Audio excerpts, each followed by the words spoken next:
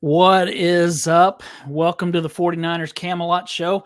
What is the greatest mid-season trade in 49ers history? We're going to break down the six best in 49ers history. Of course, we're doing this because of the recent trades. Just in the past month, the 49ers have made two trades for edge defenders. One for Randy Gregory back on October 6th, a week after he had been traded. He was able to get into the game, made an immediate impact. Here's what Randy Gregory did in his first game: 1 sack, 3 tackles, including 2 tackles for loss, 3 quarterback hits. So good job, Randy Gregory, right out of the gate. What's up, Bryant? Bryant's telling everybody to smash the like button. Please do so. And Young, let's go Niners. Yeah.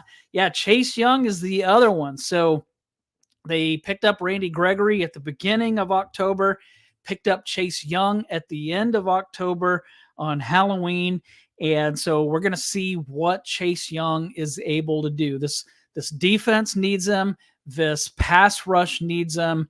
And so it's going to be fun to watch, fun to see with Bosa on one end and with Chase Young on the other. It's been since 2019 that the 49ers had someone opposite of Nick Bosa who could legit get after the quarterback. That was Dee Ford. Of course, that year and in 2020, he missed a lot of games because he had what I think it was the back issue.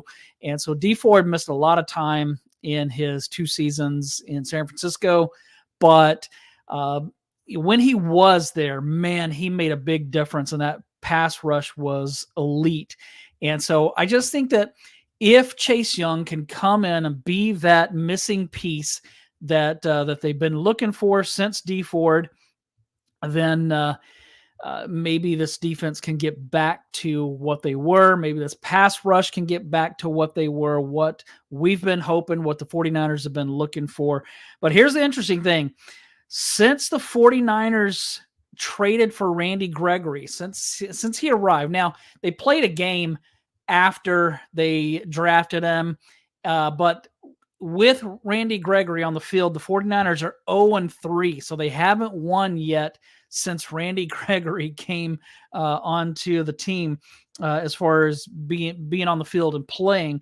And Randy Gregory was 1-3 with the Broncos before he came to San Francisco. So Randy is 1-6 on the season. So I know he's hungry for a win. And Chase Young wasn't having, Washington, they weren't having a great season either. So I'm sure that he's really anxious to get a win. So let's look at this. Where do these, it's way too early to judge the Randy Gregory trade. We can't judge the Chase Young trade yet because he hasn't even played.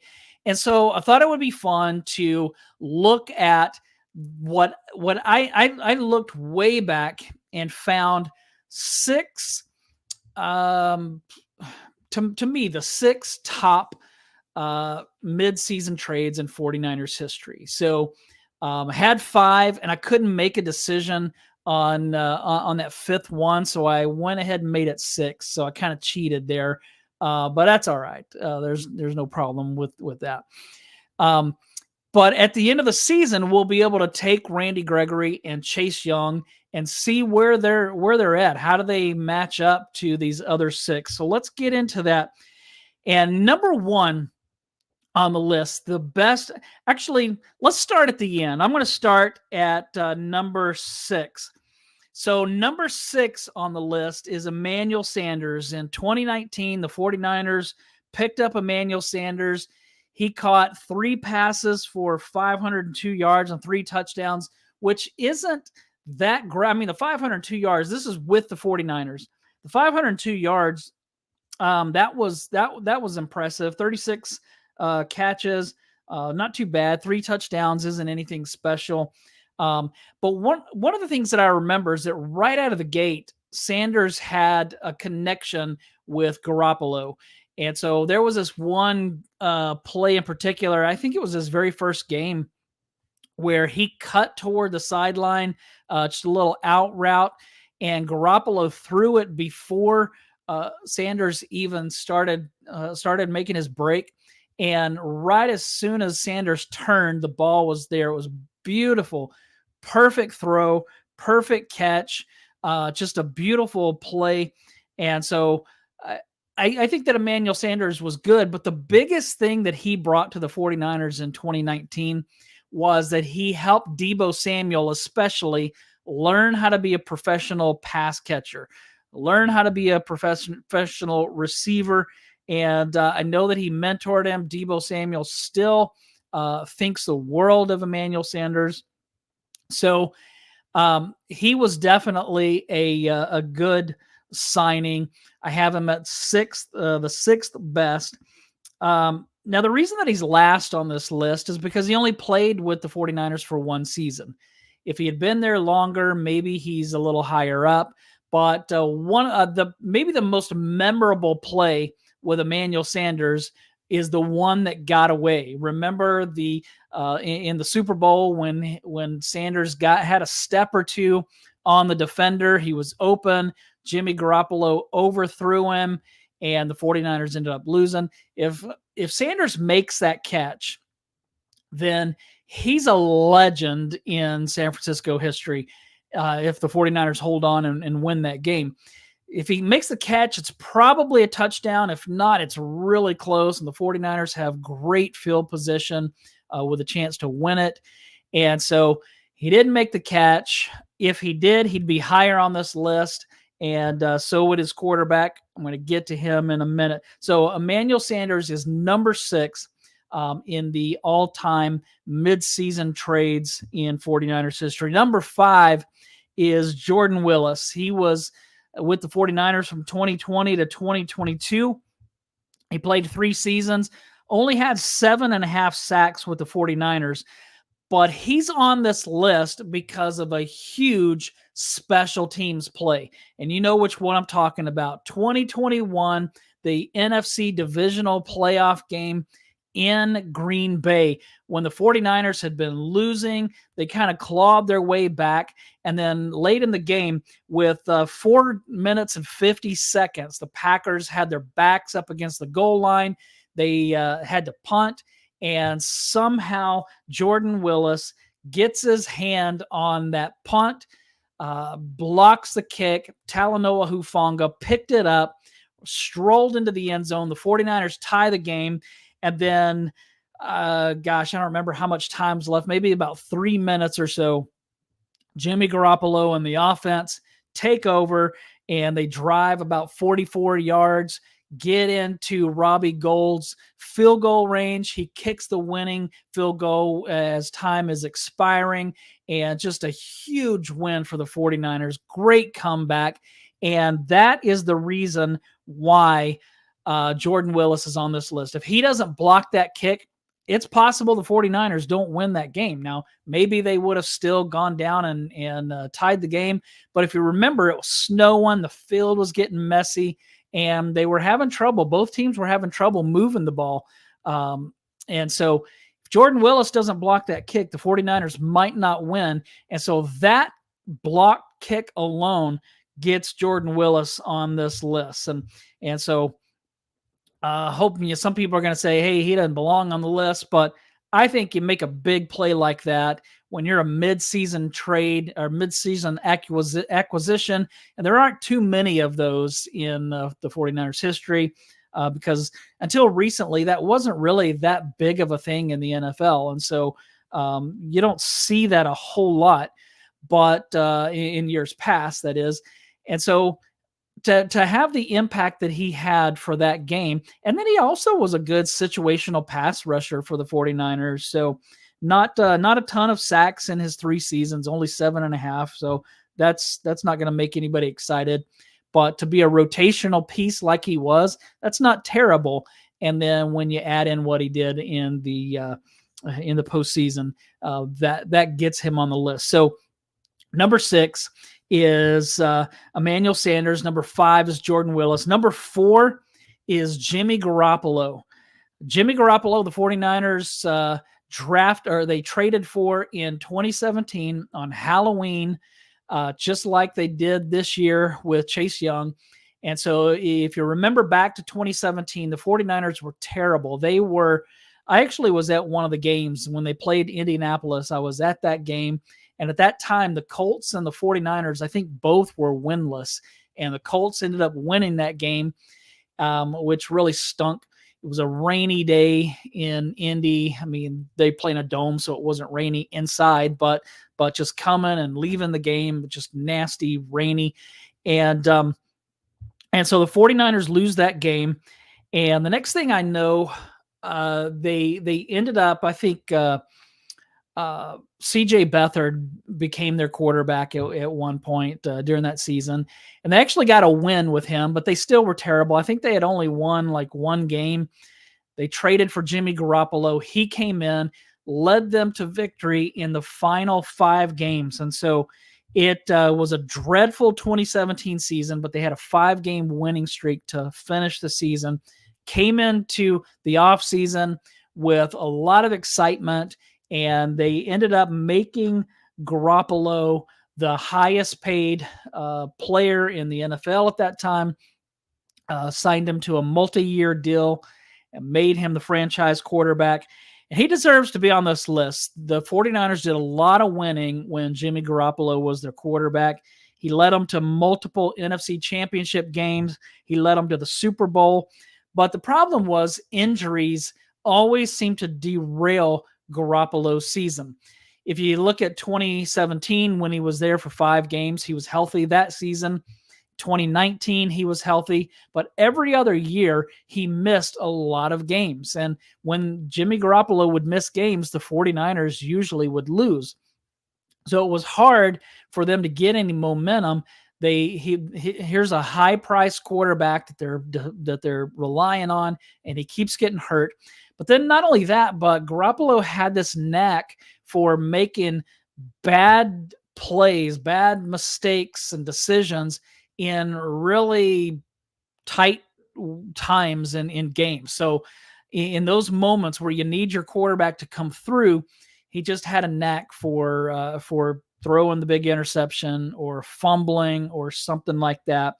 And so you can make the case that Garoppolo should be higher on this list, but I think the fact that he was always injured, I mean, he was with the 49ers for 6 seasons.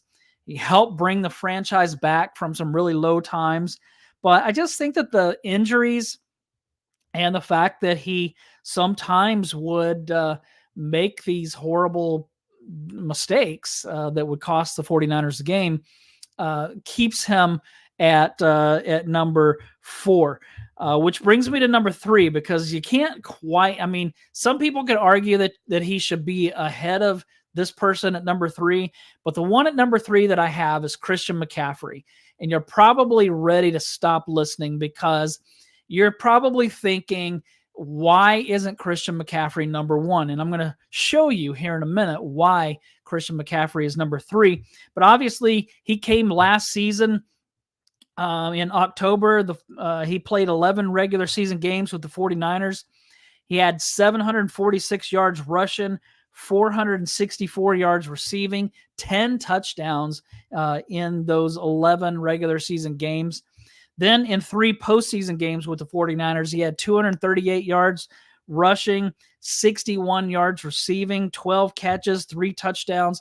But the biggest thing that McCaffrey brought to the 49ers was what he gave to the quarterbacks, which was another option in the passing game, a dump off, a person that could take screen passes to the house. And so all of those things that he brought, I mean, he could line up all over the field. They could line him out wide. They could put him in the slot. They could bring him out of the backfield. What McCaffrey did was huge for the 49ers because before McCaffrey, every defense focused their attention on Deebo Samuel. Let's try to take away George Kittle, but if we can stop Deebo, we have a chance of stopping this offense. And so when McCaffrey came along, he became the number 1 option. And so now you can't just focus on Deebo or Kittle. Now you have to focus on McCaffrey. And when you focus on him, it makes life easier for those other receivers, Brandon Ayuk, Deebo Samuel, George Kittle. And when you have to focus somewhere else, then McCaffrey has mismatches. If you bring him out of the backfield, he's probably going to be on a linebacker. That's a mismatch. You put him in the slot, and you're probably going to have a mismatch. So just with McCaffrey, he changed this offense. Everybody talks about the impact that Brock Purdy had, but the impact that Christian McCaffrey had was huge, and that can't be overlooked. This year, he's picked up where he left off, of course. He's currently one of the front runners for Offensive Player of the Year or even League MVP. He has 652 yards rushing, 292 yards receiving, an incredible 13 touchdowns. And as you know, he's scored 17 touchdowns, 17 games in a row with a touchdown. That's including the postseason. But what McCaffrey's doing is pretty remarkable. And so he's at number 3. And Bryant said, no, I'm still listening. Thanks for still listening, Bryant, because some people probably are going to think that McCaffrey should be number 1. But here's the thing.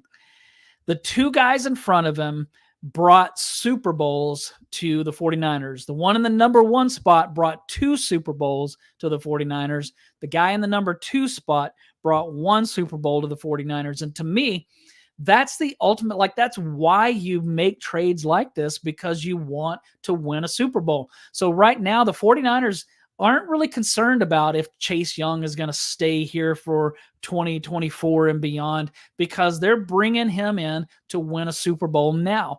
And if that happens, then they're going to be legends. If it doesn't happen, then it's just going to be another one of those, hey, maybe next year is the year. But here's who I have at number 2, Gary Big Hands Johnson. Gary Big Hands Johnson was he played for the San Diego Chargers during the 70s and in the early 80s. He was a veteran player who came to the 49ers in 1984. He was with the team in 84 and 85. He played 12 regular season games with the 49ers in 84. Of course, that season they went 15-1. 18-1 overall and won the Super Bowl. They dominated the Miami Dolphins. But Gary Johnson helped solidify the run defense. He also added to the pass rush. He had 5 sacks with the 49ers in 1984. He had 5 sacks. Listen to this. 5 sacks. He recovered 3 fumbles. He scored a touchdown and a safety. He did that in just 12 regular season games. 5 sacks, 3 recovered fumbles, a touchdown, and a safety. That you're talking about an impact on your new team. And not only that, they got into the playoffs and he added 3 more sacks. One of them was in the NFC Championship game when the 49ers shut out the Bears 23-0. And the other was in Super Bowl 19. He sacked Dan Marino when the 49ers won 38-16. So huge play or season for Gary Big Hands Johnson. What's up, Josh?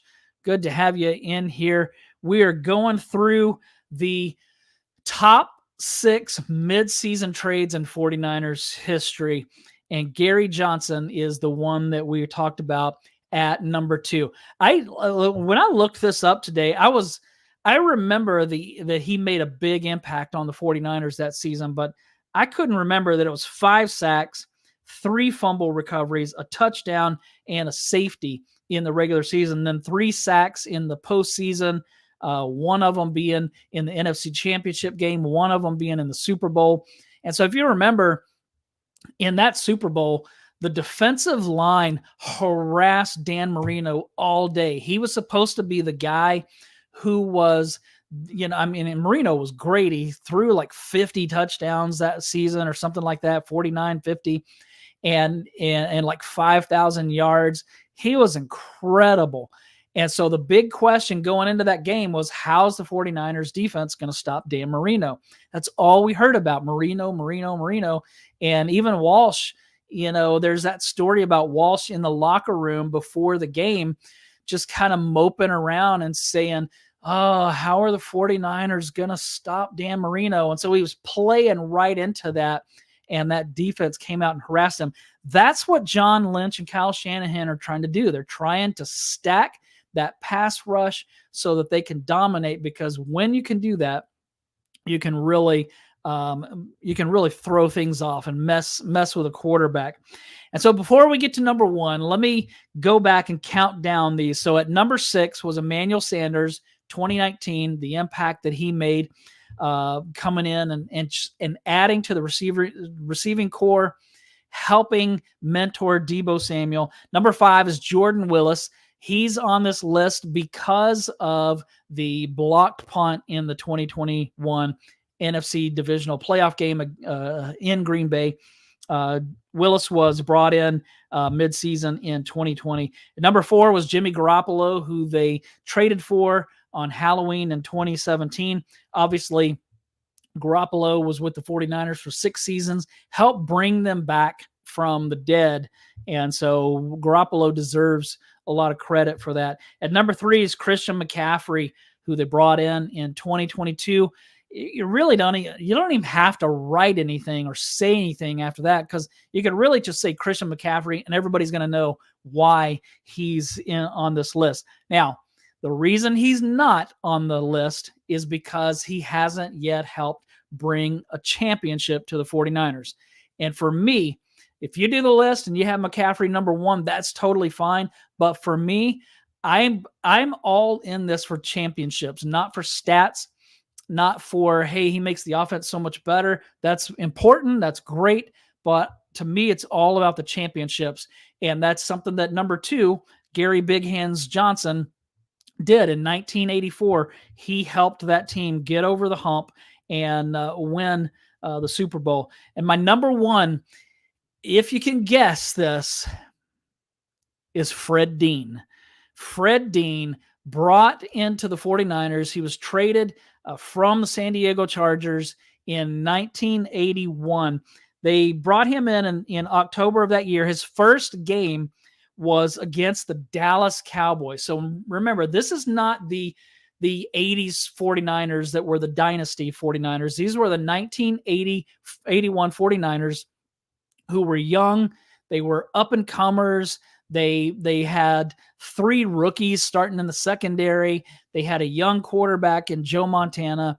And these weren't the guys who anybody expected to compete for the Super Bowl. They beat the Cowboys 45-14 and sent a strong message that they were for real and that they were here to stay. They went on to win that Super Bowl. Fred Dean brought a lot of pass rush experience to a team that needed more pass rush. He had 12 sacks for the 49ers in the regular season. He was named first team All-Pro. He added another sack in the playoffs, actually in the Super Bowl, Super Bowl 16, if I remember right. He finished 5th in voting for NFL Defensive Player of the Year. And so not only did he help bring the 49ers their very first Super Bowl, but he's also number 1 on this list because he played an extra 4 seasons with the 49ers. Remember, one of the reasons that Emmanuel Sanders was number 6 is because he was with the 49ers for only 1 season. And so Fred Dean was with the 49ers for essentially 4.5 years. And in 1983 was his biggest season. He had 17.5 sacks. In 84, he had 4 in the regular season, 4 in the postseason. And so just a huge addition for the 49ers defense. Fred Dean, the biggest and the best midseason trade in 49ers history. And Josh said Dean was insane. He was, and then you think about how 1984 they have Fred Dean, and now they bring in Gary Big Hands Johnson, and they had some other ones. Dwayne Board was part of that group. They really got after the quarterback, and so those were fun years for sure. So that's all that I have today. Just wanted to go through that group and and share because I did some research to see what midseason trades the 49ers have made over the years, and decided I was going to do my top 5, and I got down to Emmanuel Sanders and Jordan Willis, and I couldn't decide which one I wanted to put in there, so I made it my top 6. So I hope you enjoyed that. Hope that everybody hope you have a good rest of your week and into the weekend. But that's all that I have. Make sure that you like and follow, subscribe to the 49ers Camelot Show, and then rate, review, follow wherever you listen. Everybody have a great week. Thanks, Bryant. Appreciate it. Appreciate you, Josh, and all you guys that were in here. So y'all have a good rest of your